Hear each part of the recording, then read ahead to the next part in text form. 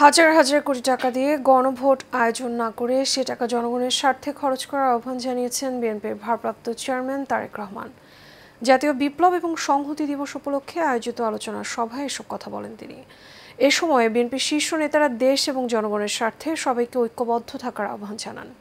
মোশাররফ তালুকদারের ক্যামেরায় কাউসার আহমেদের রিপোর্ট। রাজধানীর চিরমৈত্রী সম্মেলন কেন্দ্রে জাতীয় বিপ্লব ও সংহতি দিবসের ৫০ বছর পূর্তি অনুষ্ঠানের আয়োজন করে বাংলাদেশ জাতীয়তাবাদী দল বিএনপি।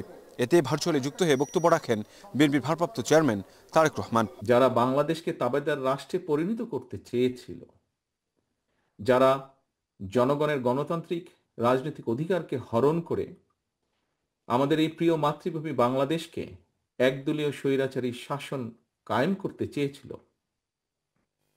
যারা দেশের শৌর্য, বীর্য, সাহস এবং সম্মানের প্রতীক বাংলাদেশ সেনাবাহিনীর গৌরবকে ভুলুণ্ঠিত করতে চেয়েছিল, 1975 সালের 7ই নভেম্বরের এই দিনে দেশপ্রেমিক সিপাহী জনতার ঐতিহাসিক বিপ্লবের মাধ্যমে তাদের পরাজয় ঘটেছে।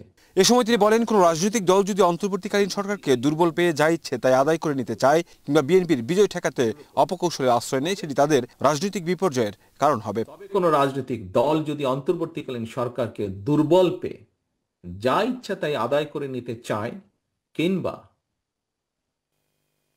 জনগণের দ্বারা বিএনপির বিজয় ঠেকাতে চায় বা কোনো অপকৌশল গ্রহণ করে, সেটি মনে হয় শেষ পর্যন্ত তাদের নিজেদের জন্যই রাজনৈতিক বিপর্যয়ের কারণ হয়ে দাঁড়াবে বা দাঁড়াতে পারে কিনা সে ব্যাপারে তাদের বোধহয় সতর্ক থাকা দরকার।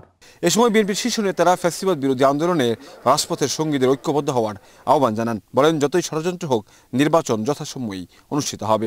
জাতীয় ঐক্যকে বিনষ্ট করছে যে ঐক্য প্রক্রিয়ার মাধ্যমে বাংলাদেশ এতদূর এগুলো, যে ঐক্য প্রক্রিয়ার মাধ্যমে এই জাতীয় নেতৃবৃন্দ গণতন্ত্র পুনরুদ্ধারের প্রায় দ্বার প্রান্তে। ভারতে বসে মাফিয়া নেত্রী নির্বাচন বাধাগ্রস্ত করার জন্য অনেক সন্ত্রাসী কার্যক্রম আগামী দিনে পরিচালনা করবেন। নানান ধরনের আহ্বান জানানো হবে, এদের কোনো দেশ নেই। বাংলাদেশের যত দুর্ঘটনা হয়েছে, গণতন্ত্রের বিনাশ হয়েছে, বাংলাদেশের সর্বনাশ হয়েছে, তার সকল ইতিহাসের সাথে আওয়ামী লীগ জড়িত। সবাই মিলে ঐক্যবদ্ধভাবে সেই সমস্ত চক্রান্তকে রুখে দিয়ে বাংলাদেশকে সত্যিকার অর্থে একটা গণতান্ত্রিক রাষ্ট্রে উত্তরণের পথকে সুগম করি। দেশনেতা আমাদের তারেক রহমানের নেতৃত্বে অনুষ্ঠানে বিভিন্ন রাজনৈতিক দলের নেতারাও চলমান বিভিন্ন চক্রান্তের বিরুদ্ধে সোচ্চার হওয়ার আহ্বান জানান। কাউসার আহমেদ, এশিয়ান টেলিভিশন, ঢাকা।